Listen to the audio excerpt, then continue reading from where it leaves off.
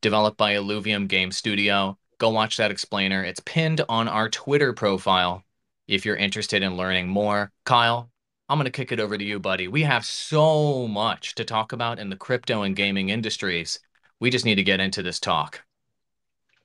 Yeah, absolutely. And it's great to be back this week. Hopefully, everybody's having a good day today. We are going to be talking about a few topics today around the space. So, let me go ahead and accept this co-host so I can be sure to bring up some people down below in the audience. We'll be bringing on a couple special guests if we can find them here in just a moment. But yeah, let's go ahead and kick it off. I don't know if you guys seen the new Niantic. So obviously, this is a Illuvitalk. So we'll be covering, like I said, some topics around the metaverse and in gaming. So one of the first things that I've noticed in the space was the news of Niantic's AR Pets game, Peridot, and kind of their metaverse play and this whole, race for the metaverse. And so I thought this would be an interesting topic to talk about because it'll allude to some of these subtopics we'll be getting into today. But what's your thoughts on, you know, Maxim? What's your thoughts on Niantic going into the metaverse, their AR style metaverse? What's your thoughts on that? Well, number one, we need a better intro for the show, something flashy, like ladies and gentlemen, introducing Illuvitalks, or I don't know, Like something Mortal fun. Kombat, like that, kind of like Yeah, that. Like, we got the people came here to listen to something interesting, so we're gonna do something fun. But yeah. So for the Niantic thing, that is actually, I am personally pretty confused about that because they obviously they have Pokemon and Pokemon Go, which is a huge success. I think they like shatter records all the time. But for the most part, I thought about this, and I think they're just opening the door to the AR ecosystem. So we have a lot of news on VR, metaverse, all this stuff, but they're really pioneering the AR end of that. Obviously, some of you have played Pokemon Go and all that. It's a lot of fun. This Peridot thing, honestly, it definitely got me. I signed up for their email alerts, so I definitely want to test that out. It looks fun. It's like what is it, Tamagotchi? So you raise a Tamagotchi. It's basically the 21st century Tamagotchi. So so if somewhat, it like poops, you gotta clean it up. Is that the idea there? I I I didn't read into it too much, so you're gonna have to you're gonna have to explain it to me a little bit. I'm gonna call Niantic right after this and find out the exact details. Uh, but I I don't know about the pooping part. That is a great question. If anyone from Niantic is in here, please request to answer this question. But I was reading about it, and somehow they have a land-based texture thing where they pick up what type of land, like if it's water or sand or something if you're in a forest. Oh And wow. these paradots, I think they just call them dots, and they you just put your phone over it and it finds a certain type of food. I assume there will be items in there. So that's pretty cool. Like I would definitely spend some time doing it. I'm not sure the audience. I assume it's just people, younger people or uh, people that just want to raise something in life. I'm not sure. We definitely have to connect with them. What do you think? What's the alpha on that, Kyle? Yeah, so the alpha, I think that there's a larger play at hand there, and it's an interesting one, right? Because when you get into AR, you get into all this like crazy stuff. Now, I watched like their a launch and stuff, and it was interesting because the CEO kind of like went after Meta, which I thought was kind of interesting. So it's kind of like a reverse like metaverse. So people walking on around with glasses or they're, traditionally we always walked around with our phones playing Pokemon Go and stuff. And now like it's transitioned to possibly glasses. And when I say possibly, it will be one day we'll just be walking around with AR glasses. And so I think that could be an interesting play for Niantic because you see like YouTube, Twitter, Facebook, or in this case Meta, they all like have signaled support for NFTs. So it's like when will Niantic support or waive like support for NFTs? Do you think that will be something that's going to happen here in the short term, or when do you think something like that could happen? And then we got one of our guests in the green room right now. He's coming up to the stage. Please welcome Hello K. Yeah, Thank you for having me up on stage. It's a pleasure to be that here. was probably a terrible intro, but yeah, welcome to the stage, and it's great to have you. Do you want to give yourself like a brief introduction to the stage and kind of who you are, your background, and your maybe even your Pokemon DGen days? Maybe just a quick 15-second who you are. Oh yeah, sure. So basically, I was. Oh, one sec. Yeah, so basically, I was involved in the NFT space just over a year ago. So I'm a software engineer by trade. Work predominantly in backend. However, I do kind of as you could probably tell by my profile, I do play around a lot with AR, VR, a lot with like some mobile development as well.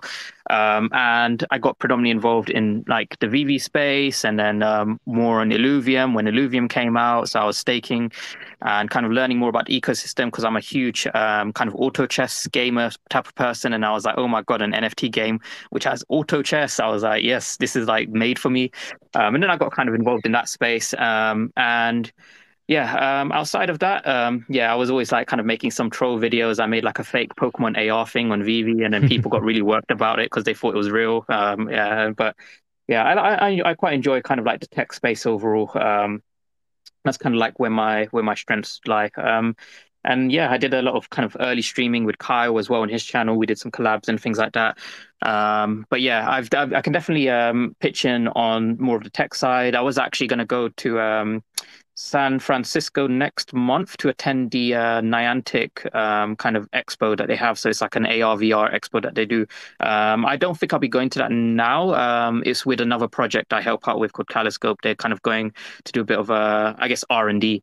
But I am quite actively involved in like the Niantic developer community as well, because I experiment with Niantic Lightship, the SDK for Unity.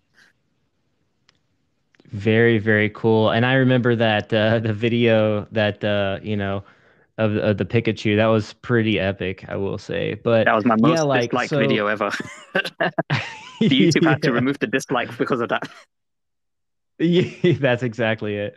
But yeah, like just we were just talking about like Niantic and their metaverse. Like, do you see them like waiving support for like NFTs soon, or like will they have to like wait for like the industry to kind of like have that mindset shift that NFTs are indeed like okay, and like what's your thoughts on that? Yeah, so as far as NFT support goes, that already exists right now. So you have to view Niantic as a two-part business. They have the business to business side, which would be supporting projects in the NFT space, such as Illuvium. But then you've also got the business to consumer side, which would be their products, such as, the one we all know and hopefully all love is Pokemon Go. I'm a big Pokemon Go player myself, and I spend way too much money on that. So I would Hell say, yeah. yeah, I've bought so many EXP eggs, Stardust, all that nonsense, Pokeballs and whatever. Like, yeah, I spend a lot of money on Pokemon Go.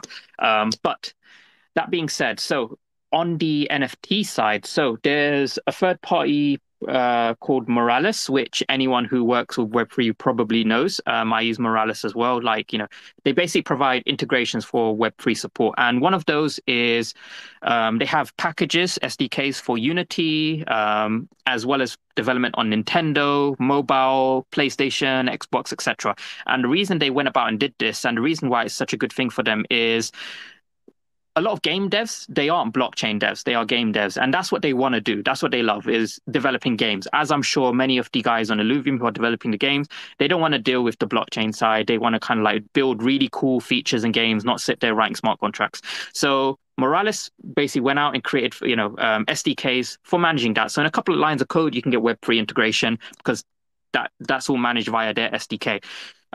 So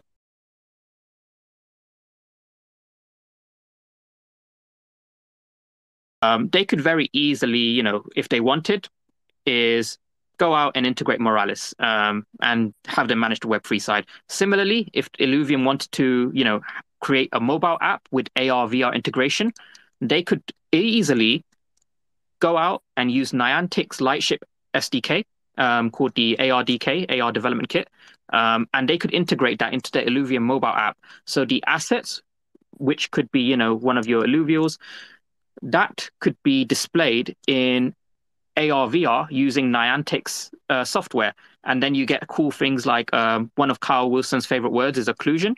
So you can actually have, you can have your 3D. I always pronounce that word wrong, so that's some humor alpha right there. Yeah. Yeah. So you can actually have your alluvials like kind of run around the room and hide behind physical objects as opposed to being superimposed on top of the real world, which is kind of like what you typically see with, current integrations of AR and VR, that kind of thing. Well, AR in this case. So yeah, as far as NFTs go, AR and VR is Web 2. It's not Web 3. So it's very easy to integrate Web 2 stuff into Web 3 because it's already existing. So if all you need to do is you have to remember, this is the way I think of it, is NFTs are like a key. The token is a key. That key allows you to unlock things. So if you want to unlock the use of an asset in AR, VR, you have to hold the token. That's the Web3 side, the authentication of that token. All of the stuff that you're doing with the token, whether it be a game, whether it be, displaying it in AR, VR, that is the Web 2 side. So that is dependent on the authentication that comes from the Web3 side. And that's where the value proposition is not everyone is going to be authenticated because, the blockchain is immutable. It's like a really, really good way of authenticating ownership. And that's where the value comes in. So on the point of Niantic and providing their services to NFTs, that already exists. Anyone out there could create an application in AR, VR, and they could have, a Web3 integration, maybe using Morales to authenticate the token. And if you have that token, it's authenticated, it then unlocks the use of that asset in some capacity, whether it be AR, VR, or in a game. So I think, yeah, definitely the support is there. So I feel like the base like foundation is like kind of like ready, like, kind of ready for this mass like wave that could be coming. So that's very interesting to hear. I didn't know all about that in Morales, so that's definitely something new. And so it sounds like there could be support for NFTs for sure one day, at least like on the base level. So it'll be interesting though to see like when or if like Niantic will publicly say, I get like there's got to be some kind of like probably educational phase about NFTs mainstream before I see them like truly announcing. That's just my opinion. They could announce, I know with like YouTube CEO, they've kind of already said in their like blog post, that they're gonna waive support for NFTs and same thing with obviously with Meta, Twitter, and so on. We obviously know Twitter because I got my PFP verified. But Maxim, thoughts? Any final thoughts? Andrew? Yeah, so Andrew's wave. He's got his hand raised. So sorry, Max. I'm gonna cut you off. I was kidding. I was gonna introduce Andrew. Hold on. So one, huge fan of your accent, K. I think it brings a lot of value. Thank you. It brings almost all of the value with all of the things you said. So thank you for that. Shout out. It gives them like at least 100 IQ points, just like right off the bat too. So yeah, like between what he was saying and the accent, I mean that's at least 100 IQ points away from me. Number two, Andrew. Perfect. Thank you for that amazing introduction. So it was really interesting to learn about the back end here on what Niantic is developing. When anyone sees a headline around Niantic, they're thinking, okay, is Pokemon going to go Web3? Is it going to go tokenomics? Is it going to go NFTs? Is it going to actually be a part of metaverse future here? And I'm not seeing any indication of that right now. And obviously with these digital pets that they're doing, I guess Paradots, I'm not sure precisely how to pronounce it, but these, to me, it looks like Niantic is developing this as like a case study and is launching these digital pets as like a proof case for their back end kind of professional B2B offering that was talked about a moment ago. I don't see anytime soon Niantic or any of the mainstream game developers offering NFTs or digital property to children in the next 5 years. So I wouldn't bank on any of these intellectual properties actually being Web3 at all for at least 3 to 5 years, maybe longer, until we have regulatory clarity, especially in the United States, because I'm sure that their lawyers are telling them to be careful around issuing digital property before we have clarity from regulators to children in particular and child brands.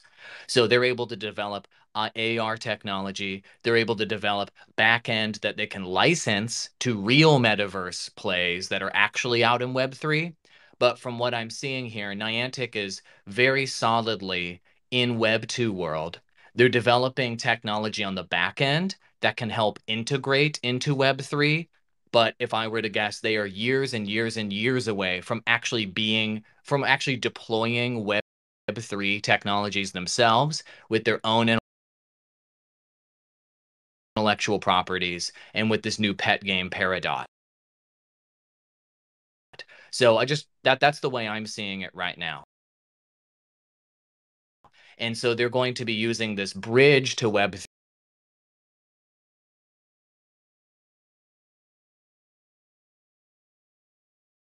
and they will be contributing in a technology capacity.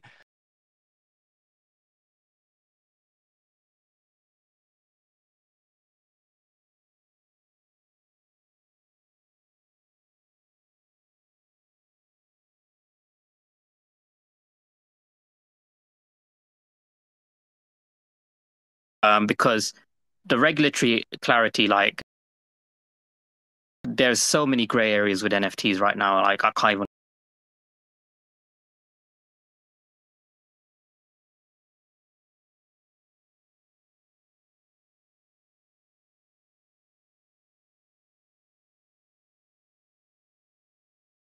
That are comparable to Pokemon, they themselves can see the risk of doing it themselves, and so they kind of use a third party as a vehicle to do it for them. So, there are platforms out there. Some may be familiar with Vivi, for example. Disney decided to launch their first NFTs through them because these platforms can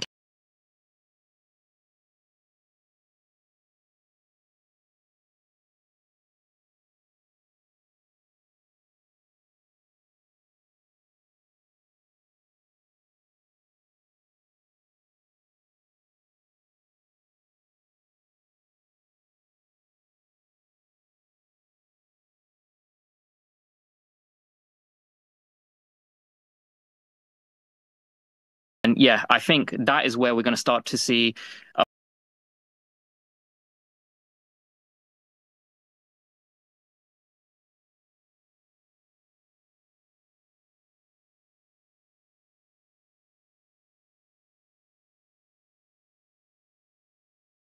But again, for them, because they've never done it before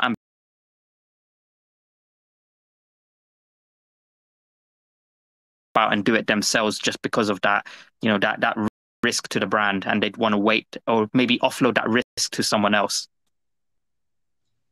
I definitely also agree with everything you guys are saying. Thank you for having such big brains on this. This is actually two firms for not getting into our space because that just gives us more room to grow. And yeah, I mean, Illuvium is going to have the NFTs, the meta. Technically, it's Illuvium universe. So we're going to have all of that. And at the end of the day, we're basically eating their lunch. So I just wanted to thank all of them for that. Thank you, Niantic, and Everyone else that's not doing this. To interrupt this broadcast to introduce the man, the myth, the lighting legend, Trevor. Welcome to the stage, my You friend. forgot to mention Welcome, Superman's Trevor. leg. Oh yeah, the gap in the infamous gap in Superman's leg. Trevor, if you want to give a quick introduction, so just so people know who you are, that would be epic. Yeah. So I'm Trevor. I was formerly the head of like all content production at Vivi. I'm now currently working with on NFT content and development for Tomorrowland Music Festival. And before that, before working at Vivi and in the NFT space, I was at Sony Santa Monica Studio working on God of War Ragnarok, and I also worked at Riot Games for 3 years on Legends of Runeterra and other League of Legends game development experience. And to Maxim, on behalf of all the Web2 gaming companies, I say you're welcome. I was gonna say take it easy. You don't have to read your whole resume, but Yeah, I'm thank just you gonna so go much. back into the audience in shame of my resume. Yeah, my resume was just a picture of an NFT. So thank you, thank all, thank you all so much for joining. This is actually so great. I love. We should probably do these every week. But yeah, Trevor, thank you so much. I'm a huge raver.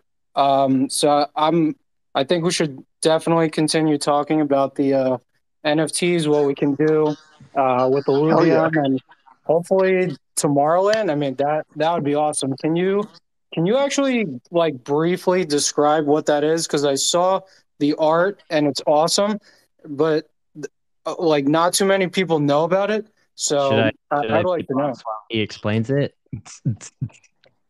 Hell yeah. No, Yeah, there you okay. go. No, Keep I'll that let up, Kyle. That'll work great. Yeah, so basically, yeah, Tomorrowland, for people who are not familiar, is basically long story short, it's the largest music festival in Europe. They have it's all in the generally all in the electronic music space, but at the festival this year, which is the first one back since the pandemic, it's a 3 weekend long festival. They're going to have 600,000 people there over the course of that time. And we have been entering the NFT and the Web3 space, and so we put out our first NFT as part of Tomorrowland Winter, which is their on its own like the coolest festival ever, because it's basically the music festival takes over a ski resort in the French Alps for a week. So basically, skiing, snowboarding, and EDM all together just sounds like it's just crazy cool. And then yeah, so and now we're ramping up to basically to Tomorrowland, Belgium, which is the main music festival coming this summer, and then we have lots of other cool stuff in the works that we will be announcing in the next coming weeks and months. Oh, So yeah, it's pretty cool, and building lots of really awesome utility around it. It's a really cool brand, really well connected, and just trying to do a bunch of really cool stuff. So yeah. all Leveraging the right. Illuvium's time to talk about Tomorrowland. Thank you. And Yeah. I just wanted to let you know that is the actual reason we invited you to get free passes to all of this. So Ah, I'm And just okay. kidding. and we also, That as is so gamers, awesome. we have to have some kind of music to listen to, so it goes hand in hand. I love Yes. Oh music yeah. and NFTs. Yeah, So, that is so cool. All right, sorry.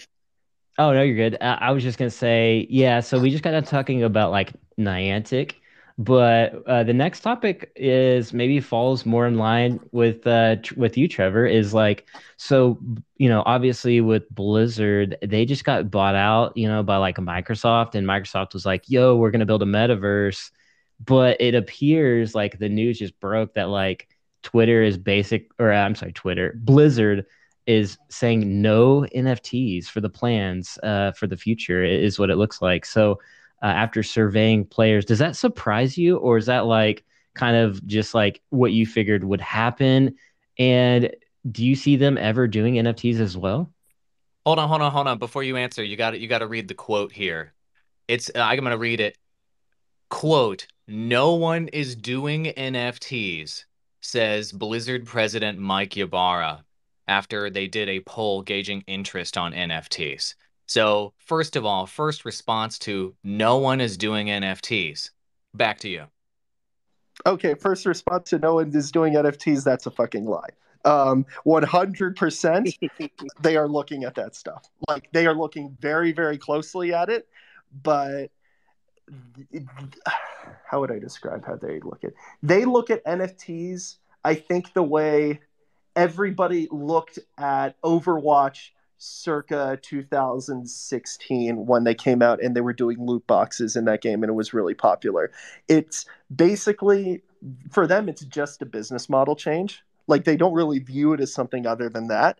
And the challenge with from that perspective when you just view it that way is it's like they are going to wait till someone figures it out, realize, oh shit, this works and this is really awesome, and then they're going to build it into their games. And I think everybody who is not doing it is like all these like kind of Web 2 companies are looking at these like the Web 3 games like Illuvium and what have you, and they're going to basically be like they're going to take our time with it. We're going to stay at a safe distance from it until all of a sudden someone's going to solve the problems that exist with like that exists with Web 3 and the NFT gaming and what have you, and they'll be like, oh shit, that's working now. Quick, we got to get in there. Let Yeah, them for eat sure. cake. That's what I have to say to them. Just let them eat cake. They don't want to get into it. I get it. They're lawyers or whatever. You know what? That's just more for us. It might not be as fun if they're bogged down by regulations and all this. So we are on the bleeding edge, and the risk and the reward that comes with taking the risk in the first place. Yeah, And keyword bleeding edge, bleeding. we are bleeding on the. Wait, what does that even mean? I don't know. I don't Andrew, even your know. hand is. No one actually knows what it means. Shout out to all the octagon, what is it? Hexagon profile pictures on here and the blue checks. All right, Andrew, your turn. Okay. Yeah, I worked closely in the Overwatch era that you're referring to, Trevor, with their team. I worked with the Overwatch team on marketing that game and produced like esports content for them and what have you. And so I got to talk with their team a lot about their strategy and how they were thinking about loot boxes and how they were kind of approaching the space. And at the end of the day, Overwatch kind of helped prove that that model, the loot box model, can be lucrative, assuming that your core game is incredible. And that if you implement something like loot boxes, it needs to be an entirely aesthetic reward that the player can earn from the loot boxes, as opposed to power loot boxes like you saw in Star Wars Battlefront 2. They came in later and they gave power with loot boxes essentially, and then that became a PR fiasco. But just to zoom out a little bit on Blizzard's overall strategy and where they're at in terms of their timeline, Blizzard is about 9 years or maybe 5 to 9 years behind the rest of the gaming industry right now. So, what do I mean by that? They announced 3 years ago, 3 or 4 years ago at BlizzCon, that they were developing two mobile games per intellectual property that they're developing at that time. So two Overwatch games, two StarCraft games, two Diablo games, to insert all of other Warcraft games, etc. About 4 years ago. This was such a late reaction to what happened in the gaming industry. To further Trevor's point, mobile Oh yeah. gaming at that point had already tipped over the edge to be half of the revenue in the industry. And then Blizzard decided they're going to start getting into mobile games. So they are a very, very late mover. Whenever they see what, to your point, the proven business model that they can go cash in on, the Blizzard playbook is take what other people have already done, take your sweet ass time to make a AAA or amazing version of that, and then go to market years later with a superior product, and then hopefully win. But here's the concern I have about that strategy in 2022. That playbook worked about 15 years ago when the rate of innovation was slow, much slower than it is today. For example, Blizzard took the model of EverQuest and then basically made a AAA MMORPG. They layered subscription model on top of that, and then they went to market with a superior product, and then they won the MMORPG space with a subscription model. That worked 15 plus years ago. But the pace of innovation has accelerated much faster than their development timelines have accelerated. And so the Blizzard playbook of being very safe and then entering the market super late becomes less and less powerful over time. And as we're seeing with the mobile wave, it took about 7 or 8 years for that to go from Genesis point to the majority of revenue in the gaming industry. I'm going to speculate that the NFT Web3 tokenomics kind of space that Illuvium is in will take less than 7 to 8 years to become a major piece of the pie in terms of gaming revenue, perhaps a shorter period of time. And so if Blizzard continues to take just as long as they did in the past to enter a space where the path is already proven out for them ahead of time, they may be entering so damn late that they can't take advantage of it. For example, Blizzard still hasn't taken to market. Maybe any day now, Diablo Immortal will finally be released as their big flagship mobile game. Their first big flagship mobile game is coming out in 2022. Mobile games took over the industry 6 years ago, and they're releasing their first big flagship mobile game, mobile first game. So for me, this playbook that Blizzard used to use, I'm worried that it's going to become less relevant and that their IPs are just going to be an entire decade or an entire tech cycle behind at this point. And so for me, seeing leadership vastly underestimate the adoption of NFTs, the adoption of crypto, and this new technology taking over, in my personal view, not in Illuvium's view, but in my personal view, that is a massive strategic error for the reasons I stated earlier.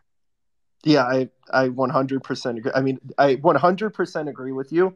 And also, I mean, working at Riot Games, they have a lot of this. They inherited a lot of the same baggage and that same perspective that kind of plagues Blizzard. I think exactly what you're describing, it was a problem with them, and they already dealt with it in their own genre. That they were at some point Riot created League of Legends, and all League of Legends really did at that time was although yes, the market moved slower, but it was effectively a fast follower on Dota. In the time scale of the early to mid 2000s. Then they kind of stayed with that and continued to just continue perfecting that one game and then never entered the mobile space. And I'm going into like more internal Riot Games Tencent turmoil, despite Tencent begging them to please make a mobile game, and they never did it. And then finally, Tencent just built one internally called it's called Arena of Valor in the U.S. In China, it's called King of Glory. And as big as League of Legends was, and League of Legends was enormous, it got to over 100 million monthly active users. But King of Glory and Arena of Valor, that game has consistently closer to 250 million monthly active users. Like they truly have 200 million plus monthly active users in that game. It's literally a game that's twice as big as League of Legends ever got to. And it took League 5+ years before they just came out with a League of Legends Wild Rift, which is the version of League of Legends. And yes, Wild Rift is in pretty much every single respect a better game than Arena of Valor, but it doesn't really matter because they're 5-6 years later to market. Arena of Valor is so established, and it's a world of and like the switching costs. If someone at this point has already put 5-6 years into Arena of Valor, they're not going to drop that to go play League of Legends Wild Rift. It's not the IP they have any real attachment to at that point.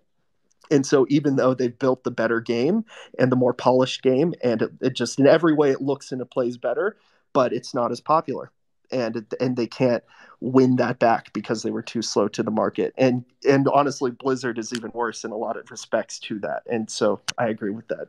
One little quick everything that you said. to that. One little quick thing to add to that. Also, they got knocked off by Mobile Legends, which is basically a copy paste of League of Legends. That went to market 4 years before League of Legends Mobile went to market, and that wrecked them. That game became huge. Anyway, when you're a late mover in this time frame, you can not only get knocked off, but competitors will also just make new IPs and just grab up your real estate before you get there. Anyway, Kyle, go ahead.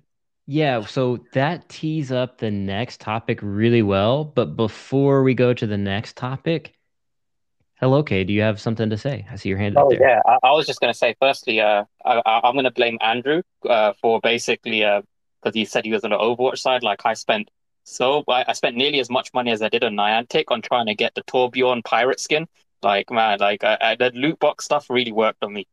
Um, and yeah, I was just gonna say, just from a like development perspective, from just the general sentiment in the industry, when these big companies say, that they don't see, any plans for NFTs, I can understand why they say that because people who are far more like senior than myself, the majority of them, just majority developers in general, 95% of them think there is no real use of blockchain and NFTs. Like people are out there creating problems and then using blockchain as a way of solving these problems they've created themselves.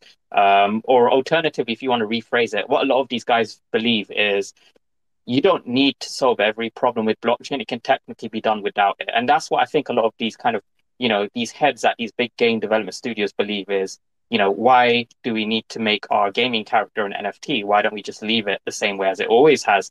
And I think this is partly what's driving the demand in this space because I'm probably in that 5% that I know of who's quite positive about blockchain and NFTs in that space. And I think what's always been poorly communicated is how it can help the consumers, the gamers, right? If you spend, like hours and hours of your life, like, years grinding on a game to get that, really rare item that's been super kitted out or that really high level character, at the end of it, you're stuck with that character on your account still, or the item on your account. If you have a secondary market, we can actually sell that item which you spent so much time or that character you spent so much time on. That is a benefit for the player because now the player can actually make money off of their hard-earned, work. And that kind of goes through how esports kind of exploded as well. Is people would always say, what's the point of playing a game online? Like you're just sat there wasting your time until they monetized it. So now someone playing a game online, they can monetize it by either streaming it, and then the whole Twitch kind of thing popped off, and a company that Amazon saw how big that was and brought it out. And then you also saw like esports emerging as well with the early League of Legends days. And I remember very vividly how small LCS was, in the first couple of years, and then literally it was like 0 to 100. It freaking exploded, and they had entire stadiums of people watching. Now playing games, you can also monetize it in the form of competitive gaming, and it just keeps on going like that. Next, I personally believe the next stage of monetizing gaming will be a secondary market where you can sell your gaming assets. And that something like that works because right now people are spending their money buying gaming assets on the primary market, so directly from the business. However, I can't spend my money, or it's very difficult for me to spend my money to buy, assets in that game from another person. Right?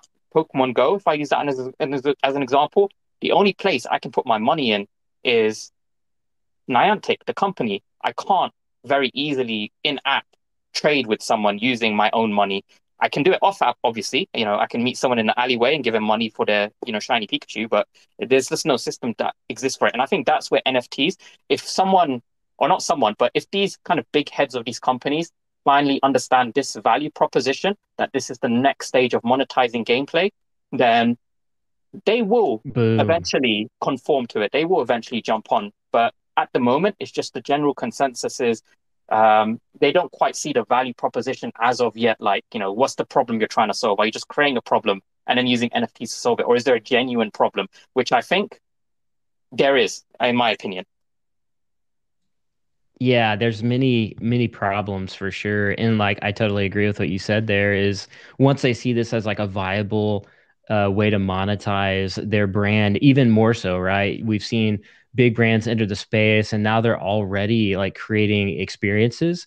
And I think that's like a way of telling a story. And I think that's really important. That's like stories sell, facts tell. And I think when these brands figure out that those few different like obvious formulas, then I think yes, I think they'll continue to move into the NFT space. But what's interesting is like what Andrew was saying a second ago was, how fast this space moves, where traditional, like, you were talking about Blizzard, Andrew, and Trevor. So yeah, like how slow that moves, and that does concern me as well for those old traditional models. I think they'll be able to still maintain, obviously, but like for some, like for instance, platforms are able to raise money much quicker in the crypto space. Like we saw the literally moonbirds, and I know Maxim wants to speak on this probably for a second. Moonbirds. Wind Moon. But yeah, so Moonbirds like had a combined volume the other day of like all the blue check or blue chip like NFT projects combined. It had more volume than all of them combined in like a single day, which was insane to see. So like the NFT space is maturing, but also like maybe not so much on that front. But the point I'm making here is how fast uh funds and liquidity can move and really accelerate platforms and projects in this space. And that's what I see as like Illuvium being one of the first big movers in this space, not to like shill anything, but truly like, when you think of, games or something like Illuvium, you automatically Illuvium comes to mind. I mean, Maxim, do you have any thoughts on that? I know I briefly talked a little bit about that the other day, and what's your thoughts on that? Yeah, so pretty much like what you're saying, the way that the NFT space is evolving, I mean, you could sell a JPEG online, just a bunch of generative JPEGs and raise, I think Moonbird raised, I forgot exactly, but it was like 2.5 ETH or something, and they sold out 10,000 collection. I'm not sure exactly. They might have done giveaways, but and allow list, I think. But in any case, you can raise massive amounts of money. With a small team, like very efficient, lethal team, kind of like Illuvium, you can raise the money. I think they have a lot of plans in the works with this Proof Collective. That's why it got so popular really quick. So you can raise a bunch of money. I think they wanted to do event in real life meetings. They have some kind of alpha Discord chat and everything. So you could create a concept and just build an incredible community around it, and and just get your idea launch. And it takes so much less time, the product cycle and launch and everything. So like Illuvium, there's so many things not showing, but land sale, Illuvitalks, the game, the auto battler. There's so many things, and we just continue to grind and just want like throughout the year whenever we're going to be launching these things. Just so much easier to launch, and as long as you have a great team building it, you can raise money, you could build it, but yeah, unlike the bigger games that takes much longer for them to do, a lot of obstacles. So yeah, pretty much. Well, it too is like all of us combine, like, the whole crypto NFT gaming community. It's like, what sounds more exciting? Investing into like a old school game platform like stock, or you could invest. Well, I don't want to, never mind. I don't want to give financial advice here, but like you get the idea I'm trying to get at is like Do it.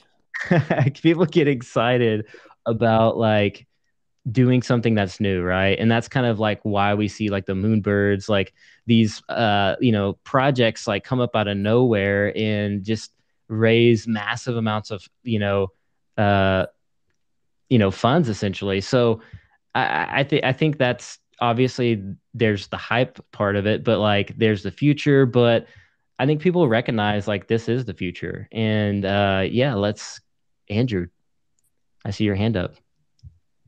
Yeah, the thing I think about in this space, so obviously there's a bunch of liquidity that can become immediately available to different projects. That's cool. But what I'm thinking about, like over the next couple years in this space, is there's going to be that 90% plus of projects out there are not going to deliver on what they're promising, most likely. They're going to fail, probably.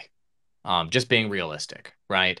And so I think what consumers and gamers and folks that are looking at this space are going to care about most, and this would be like the big trend in terms of how people are vetting projects in the future, is can I see the actual product?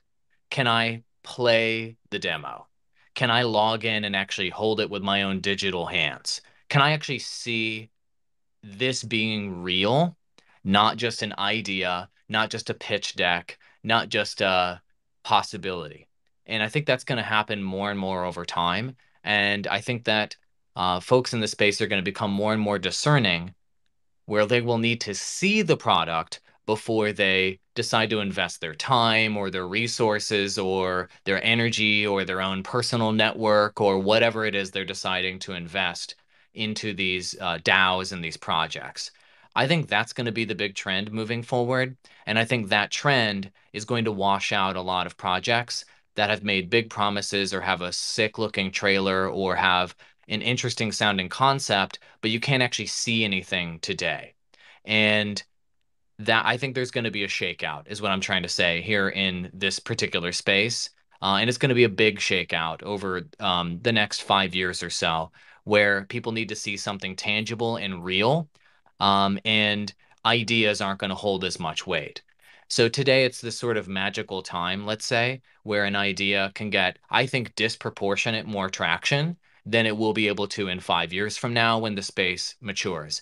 I think this is going to be a very healthy thing, and this is going to make the highest quality players that have the most organized leadership, that have the most organized community, and have the most realistic vision. Those are the ones that are going to end up being able to actually take products to market and succeed longer term. So I think that we're in. So this is just my personal opinion, not the opinion of Illuvium. I think we're very much in this sort of bubbly time where people are enthusiastic about the concept of metaverse, the concept of NFTs, the concept of digital property, and they're willing to put aside discerning opinions about actually seeing a real product that is right in front of you. And so that's why, as head of marketing at Illuvium, for example, and you guys know this, I've talked about this in our internal meetings, I want us everywhere to be showing the actual product at all times, showing leaks of the design, leaks of the screenshots, leaks of gameplay, and actually showing the product, because I actually think that's going to be the number one differentiator in this space over the next 5 years. Show me the effing product. That's what people are going to want to see. Just show it to me. Don't talk Yeah, about what it's going to be like. Just show it. And we that's we what's all screaming at me with all of these cool projects and ideas that are coming up. I think people are gonna their patience with those is going to wear off quickly. we all saw the and I see Trevor in case you got your hand up. 1 second though. I saw that the speaking of which, seeing the product is important, and I think like a good like case study would be Pixelmon. Is like when that revealed and like what we thought we were gonna get versus what we got was the famous Kevin. So Talking about Kevin right now? Talking about my yeah, Kevin? which I think ironically, obviously it turned into a meme and it's probably like worth like 10 ETH or something crazy now, but um there could be nothing there. I mean, maybe they do something there, maybe not, I don't know, but anyways, yeah, Trevor or Hello K, did you have something to say? I'm not sure who raised the hand first, but I think Trevor did. Trevor can go first. Yeah, I was kind of following up on what I don't know who is Illuvium right now, but My name's Andrew. hi I'm Andrew. hosting the main account so we can do the space. Go ahead. Yeah, no, Hi, that Andrew. makes sense. Hi Andrew. Everybody say hi to Andrew. Speak into your phone Hello. now. But what I was gonna say, and like following up with the shakeout, of that is the barrier to entry for new projects enter the space is going to go up significantly. We've already seen it. Even now, there's been this move for like I think it seems like collectively the world's moved beyond PFP projects and everything. Everybody that's which is also kind of why Moonbirds is so to me in many ways. Though I also understand it's Proof Collective and they have like such a huge network there that they're leveraging. But I think the reality is, as the space grows, you are going to see, yes, the quality of the projects is going to go up. The barrier to entry to creating a project that their time and energy in is going, if you're going to have to. He is roboting a lot for me. I don't know if he's roboting for you guys as well. Yeah, Trevor's in the blockchain. Yeah, Trevor is literally Optimus Prime in the blockchain right now. Web3. I muted him, not to be rude, but over to our other guest. Oh, cheers. Yeah. Yeah, sorry. Whenever you're back, Trevor, when you've escaped the blockchain, if you want to still carry on. But yeah, what I just wanted to add was I'm very similar to the mindset of Andrew. I don't know, maybe Andrew and I are secret twins or something, but I just wanted to say that, yeah, I completely agree that a lot of people in this space, there's going to be a lot of people that want to see the product, and I've helped kind of work on another product. I've helped advise them called Epico Regal. They've partnered up with Ecomi recently, and they went about it the exact opposite way, which was they created a mobile game, they released the mobile game, they got feedback, they adjusted it, they found what people wanted in the game, and then only now they're gonna start adding the NFT integration to it after they've built a good game. And that's because that's what they believe in, is people shouldn't want to be playing a game because it has NFTs in it. The game itself should be fundamentally a good game to play with or without the NFTs. It's just the NFTs add all the value that we've been discussing about, proof of ownership, monetization of your assets, all of that stuff. I will, however, say that right now, there will always be a lot of people who don't really, or I guess I shouldn't say don't care about seeing the product first, but one of the fundamental reasons of having cryptos back in the day was as a means of raising capital to build the product. And if you're going to go about doing it that way, you need to provide yourself a much higher reward for the people who have been quote unquote investing in early, even though they don't say crypto or NFTs are like an investment contract, which technically isn't, but people use it in such a way to raise capital for their projects. So there are always going to be people, specifically specifically retail people, who will happily throw money at a random meme project of the one chance that it does blow up, because that's their risk appetite. They're happy to go about that way. But what I say is, with Illuvium and these kind of products, which go about product first and really build up something they can show to their audience, is they're going to get the eyes of institutional investors. That's institutions aren't going to go out and throw money on Pixelmon and get a Kevin. Like that's not what they're about. They're going to go out and look at reputable projects. They've got solid people in it. They'll have discussions with the co-founders, understand what it's about, and then form maybe a joint venture or partnership or something, or just invest. They might want like 10% of the company, whatever it is. Those are the ones that will drive the FOMO from the retail investors, because they'll see, hey, this big project came in and invested in this. I'm going to kind of follow along. And we've seen that happening with a lot of projects. And I think Illuvium is going to be one of those ones where specifically investors who invest in kind of gaming related projects, they're most likely going to look at Illuvium as being let's call it like a gateway drug into NFT gaming. Because to me, if I was to kind of look at the space and think about which project I think I would go into when it comes to NFT gaming, I would have said Axie Infinity in the past, but as an institution, we did see that kind of Ronin hack. So maybe from a PR perspective, I might kind of opt more for the Illuvium side. And that's just what I would do as an institution. But, again, I think there's always going to be that balance of people who throw money because they have a very high risk appetite on things that don't have a product. But the ones with, the really big bags of money who have, high status, I think they're going to look at projects like Illuvium, which are going kind of product first. Can we get Kay a private key for the beta? I think that's what. Oh, I think that's what what? I was actually going to ask. Because so on TFT, I was master rank, which is kind of like one below the highest rank that you can ever get, and I really do like the game. I was actually going to ask, hey, can you let me play early? Because I can give you some good feedback on Hella auto chess K out games. here with the flexes. The master rank I was with master TFT. rank. Jeez. Monster at TFT. I had the badge and God. everything. So, what Helike has just revealed, he's just outed himself as one who only plays TFT and doesn't have time for anything else because that game is impossible. I worked at that company for 3 fucking years and I never got to into low silver. I was terrible at that shit. I mean, Illuvium I would be playing Overwatch if they released Overwatch 2 already, but that game's been perpetually delayed forever. So I'm like, all right, whatever. I guess that's the Blizzard move, if you will. So if we never release any games, we can't have a fail launch ever again. Wow, 20,000 IQ move.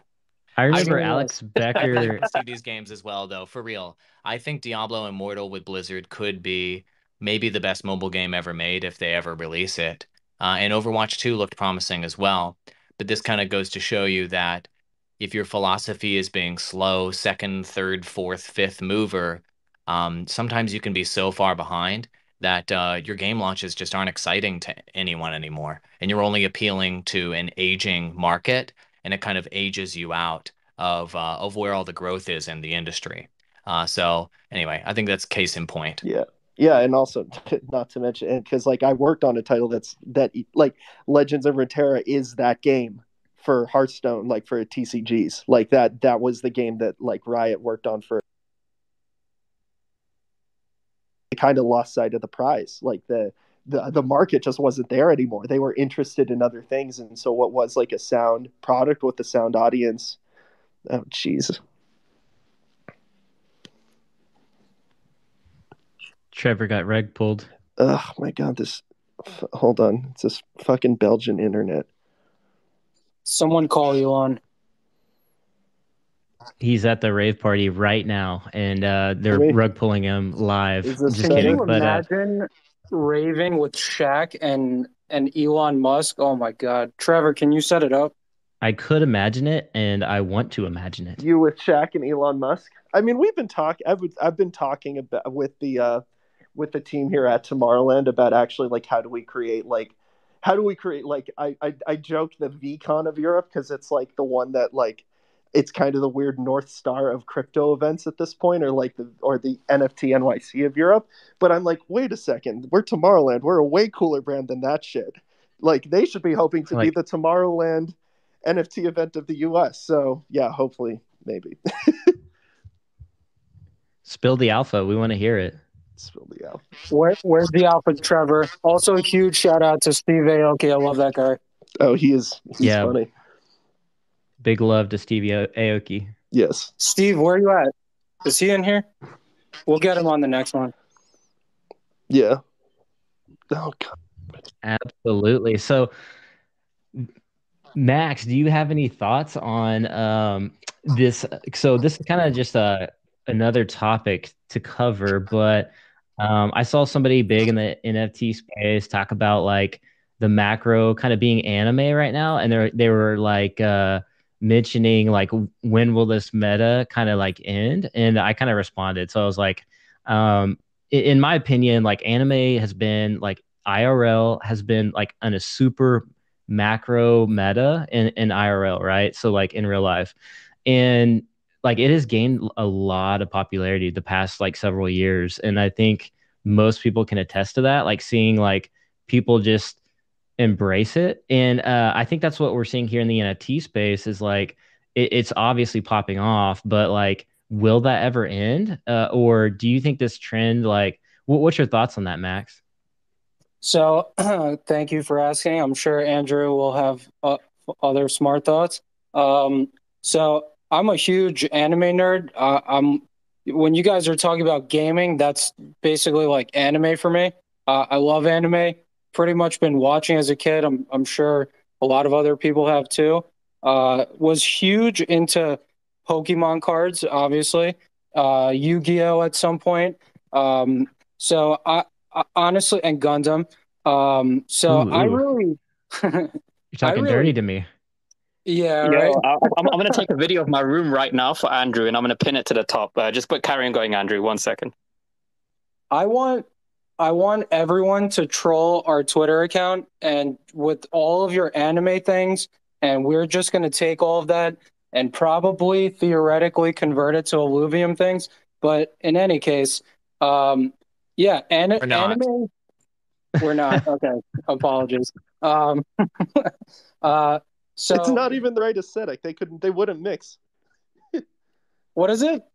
I was just saying, like, anime is like defined like, and from a development perspective, anime is kind of defined from it's designed to be like fast and quick to draw in 2D. Like, it doesn't like you guys have these like high end 3D assets. It's just not going to translate over that well. We're gonna melt them down and turn them into alluvials. I'm totally joking. I'm gonna get yelled at later. But no, in any case, so anime is really not. I really don't think it's gonna go away. I mean, look how long Pokemon has been around, and it's actually incredible that it's more popular now than when did it start? Like 20, 30 years ago or something. So and 1996.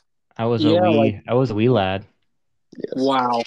Yeah, Never. so I Yeah. mean, third decades. We're talking about a decadal trend. People are growing up on Pokemon, Yu-Gi-Oh. They're still making movies like Dragon Ball. Dragon Ball had one of the most popular trading card collections. Like you could go back and look at all the cards that sold at the crazy prices. But yeah, and even the NFTs, like what is it, Azuki, and some of these anime NFTs they go crazy. So it's kind of all converging and converting to NFTs, blockchain, crypto. So I think it might even accelerate because of the nerd exponential rate is converging into crypto. So That's a real metric, by the way, if anybody's oh, wondering. it's real.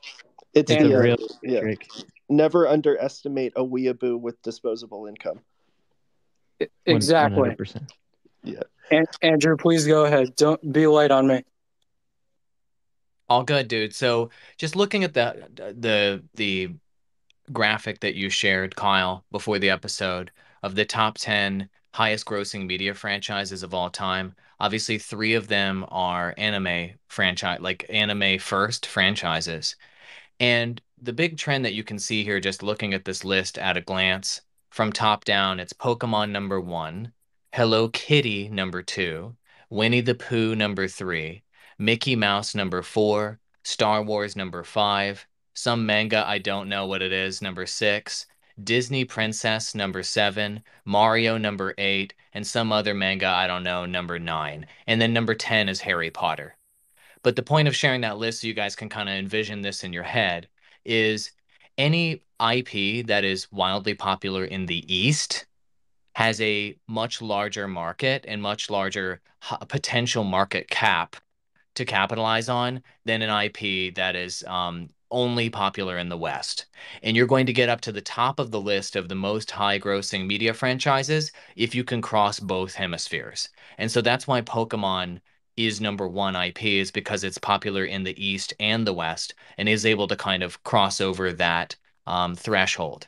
And when you see what Disney is doing with their intellectual properties, and they own one, two, three, four, five of the top 10 intellectual properties on here. I'm sorry, four out of the top 10 intellectual properties on here. What they're doing is they're Easternizing those intellectual properties, and they're creating anime versions of them and then marketing those in Eastern markets to try to grow their revenue. And so it's easy for us here in the West to kind of think about what the most valuable intellectual properties are here. But the IPs that can cross hemispheres, can cross cultures, are the ones that succeed the most. And so Pokemon hit that sweet spot of being able to appeal to both hemispheres essentially, with its animation style being so simple and so universal and so likable for multiple hemispheres worth of culture. And so it won for that reason. And I wanted to bring that up because something like Illuvium, I think, also has a crossover potential for to be popular globally.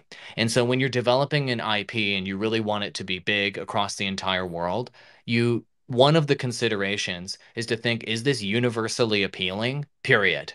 Or is this focusing too much on an aesthetic that is relevant to my culture, but not relevant to another?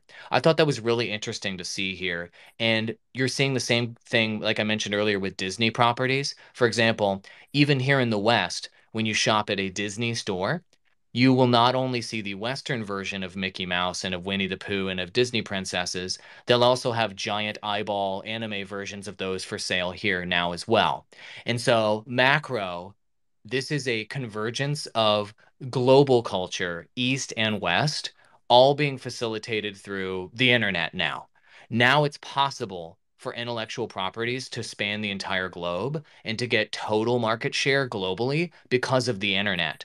And so the big innovation that was a Web 2 innovation that pushed Pokemon over the edge and made it a global phenomenon. What I'm interested to see is now these intellectual properties can go global because of the internet and because of Web 2. What happens when we introduce ownership, when we introduce property, NFTs, tokenomics, and actually owning a stake in these intellectual properties as we move into Web 3? Does this globalization trend continue as it's laid out here, or does it change in some meaningful way once people can actually own a stake in these IPs? When imagine if you could actually own a piece of Pokemon, for example, directly, not through buying a private shares in Niantic or whatever. Does it change moving into Web3, or does the trend of converging East and West continue? Curious to know your thoughts. Ooh, that's a strong take there. No, I think you're right. I think brands that understand, you have to converge the two is really important. And yeah, like if you look at the list, the brands that do well are in both, like you said, hemispheres. And there's kind of that like model of success, if you will, for some of those like animes brands and like Pokemon, for instance, was in Japan, brought to America. So I think like a lot of those brands that have really popped off, have been from Japan, and so that's an interesting little metric as well. Like Yu-Gi-Oh, for instance, I believe that was from Japan as well. So yeah, I think if you are great at appealing to both, and I think the like I guess Western world is anime is getting way more popular. But like as a brand that's like learning and trying to grow and growth hack, I think that's definitely the wise thing to do is to appeal to both. And I see Hello K, your hands up. What you got? Oh yeah, I was gonna say, firstly, Carl, I tagged you in a post on my profile. If you could like share it to the top because it was something for Andrew. It's quite funny. And then the second thing is, yeah, I completely agree with everything that's been said so far. I think one thing that I'm super bullish about on Illuvium specifically is it's not licensed out IP. It is their own original IP. And that is where I think the true, like, well, one of the true value propositions lay is we always see with, projects which are licensing out IP, there's limitations to what they can do. And the licensor ultimately is always kind of like, just another barrier that they have to work around when it comes to what, like how things look, how you can use it, et cetera, et cetera. With Illuvium, I'm like, the fact that it gives me that kind of vibe of like, kind of like, there's a bit of a Pokemon vibe to it. Like there's loads of different, illuvials and things that, some people maybe just relate to more than others. Everyone has like their own favorite one. There's a lot of variety of choice there. And in terms of utility wise, it's clearly obvious, just given just how much is going into this product. You've got like the open world side, you've got the auto chess side, and one thing I think would be really really cool. As you guys are probably already on top of it, is like integrating AR VR and creating the equivalent of like a Pokédex, but for your Illuvials, where you can see which ones you have, etc. And being able to display them in AR and VR with like occlusion and things like gesture control, maybe voice control, things like that. I think that would just blow away the market. Like that would be the end game for a lot of people, because then it's like you've got something that's like really kind of cutting edge in your NFT based product. And I think it will probably be the only product on the market where, you've got like that level of AR VR integration. So I think in order to do that, there are no limitations because it is your own IP. So I think when it comes to like, these new niches like anime and things, I think those will do really, really well. But at the end of the day, anime is a license. And if you want the license for Pokemon or the license for X, Y, and Z, there are always, from a utility perspective, there's always going to be limitations to what you can do. I guarantee if a project out there does get the Pokemon license, they're going to be very, very restricted in what they can do. It might be a license that you can only create 2D trading cards, and that's it. You can't do anything else, and it's all going to be like under, the Pokemon company's jurisdiction. So I think, although niches like anime are fantastic, I think just having the freedom to also do what you want to do with the IP, I think that's going to have a lot of weight moving forwards. That makes sense, and this reminds me of a lot of disappointing game launches of the last, let's say, decade. A lot of them are licensed IP disappointing game launches.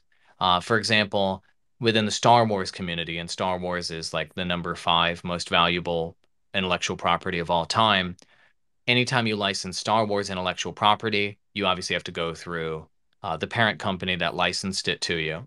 They're taking a cut, which is going to reduce your development, your pool of funds available for development, and they're going to limit your creativity, which is going to prevent you from doing something truly revolutionary. And then you have to take this new game to market and somehow be able to compete against competitors that have complete control over their IP. They get 100% of the pie, and they didn't have to go through all this red tape and have all these blockers. And so Star Wars is a great example, in my opinion, of an intellectual property that you would think would have lots of great video games around it. But instead, almost all Star Wars games are mediocre or wildly disappointing, with an occasional title coming out that's like pretty good. There's maybe only 1 or 2 great Star Wars games ever. And so I just think this is an example of licensed intellectual property being an additional challenge for brands, not necessarily a boon. And you can monetize the hell out of a licensed intellectual property through platform like mobile games really effectively. But to take a licensed property and then to make a great AAA game out of it, it's actually quite rare that that actually gets pulled off and executed effectively. Let's take a look at CD Projekt Red just as one more example. They were able to license The Witcher intellectual property and effectively take games to market, right? The Witcher 3, arguably one of the best RPGs ever. A lot of people would agree with that, or one of the best, right? But then they license something like Cyberpunk 2077, and then they have challenges around that licensed IP. This is a thing for gamers to keep a close eye on. And I used to do gaming trend analysis for the gaming network I used to run.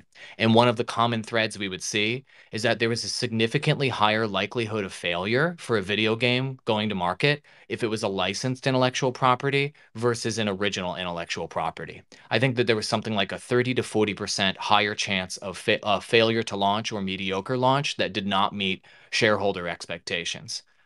Bit of a rant there, but I thought it was interesting to add to your point.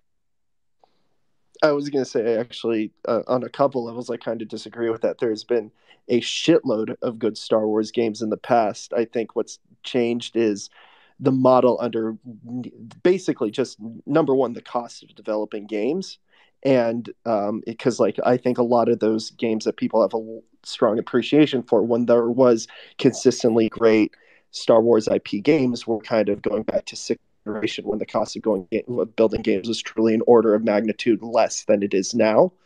And I also think like one of the other risks is like, yeah, when you get a license, what you're ultimately trying to buy there is at one level, yes, you're trying to buy an IP that people are passionate about, but what you're really trying to buy is de-risk, is you're trying to get rid of risk in your project because you're trying to tie into an IP that already exists, and that's what the licensors are charging you for. I think ultimately it still comes down to, like, if you can build a great game that delivers on the metrics that measure success for your game, and if the license is helping you work towards those metrics of success, then it's the right license. And if it isn't, if it's just in there to solve a risk problem, but that risk problem isn't actually aligned with like what's going to define success for your game, then it's not going to work. I think even within Star Wars, look at the Battlefront games that have come out recently. And while I think Battlefront 2 has turned into something really, really good, ultimately Star Wars gets people in the door on that game, but it's a game of a service kind of title. And if it's not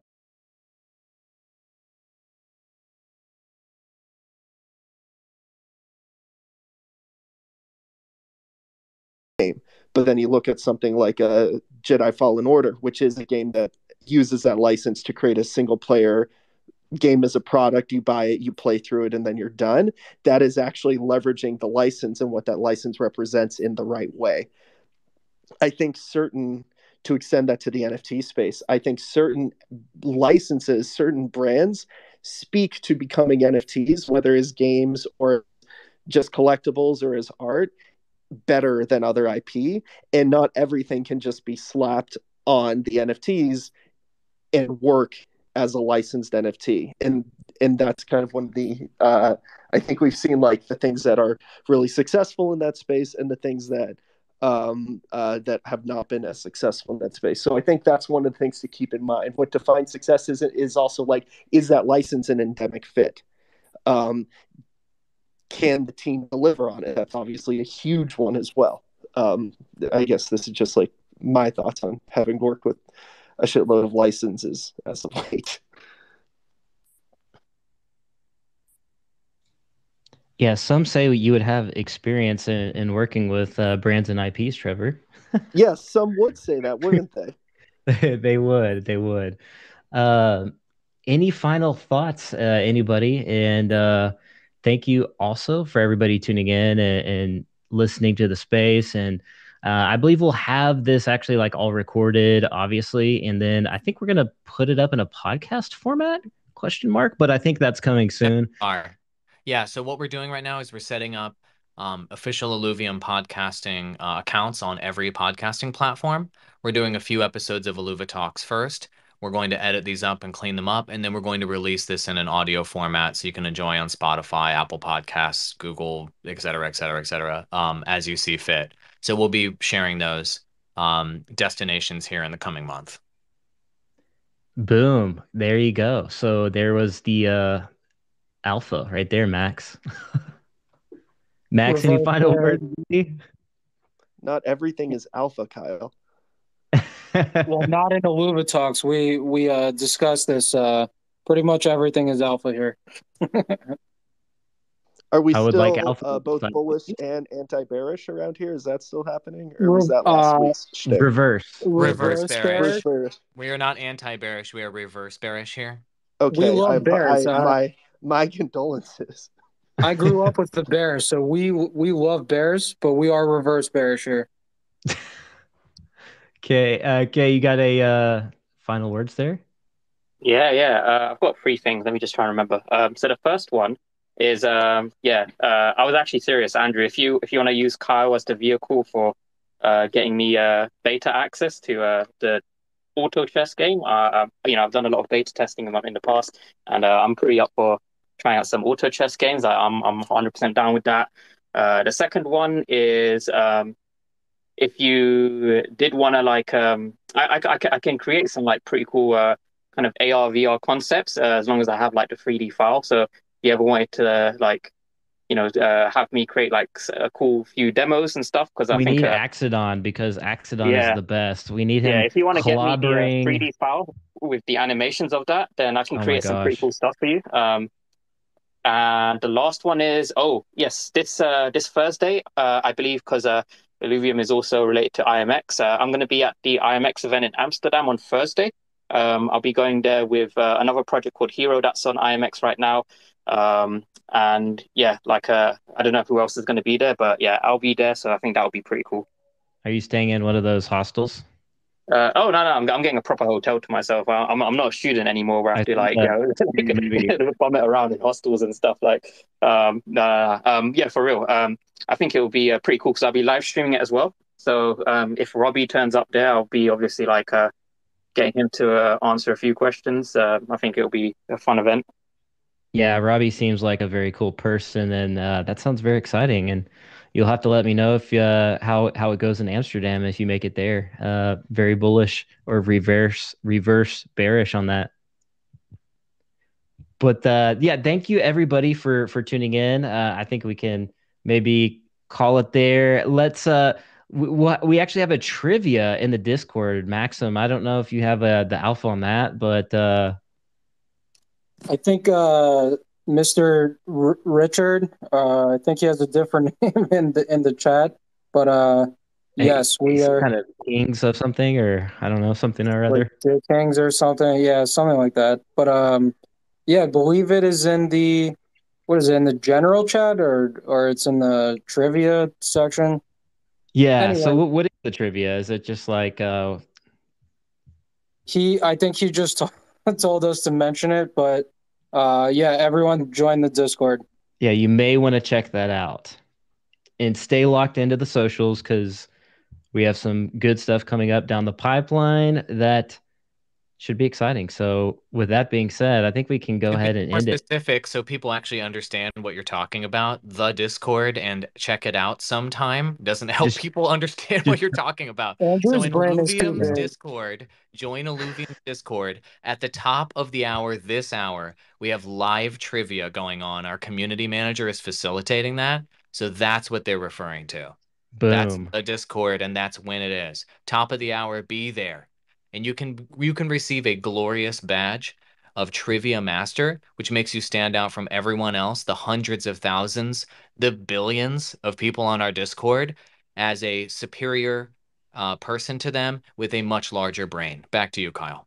Yeah, big brains confirmed for sure. So with that being said, thank you so much. Top of the hour, Discord, be there or be square. And we'll see you guys in the next Illuvitalks.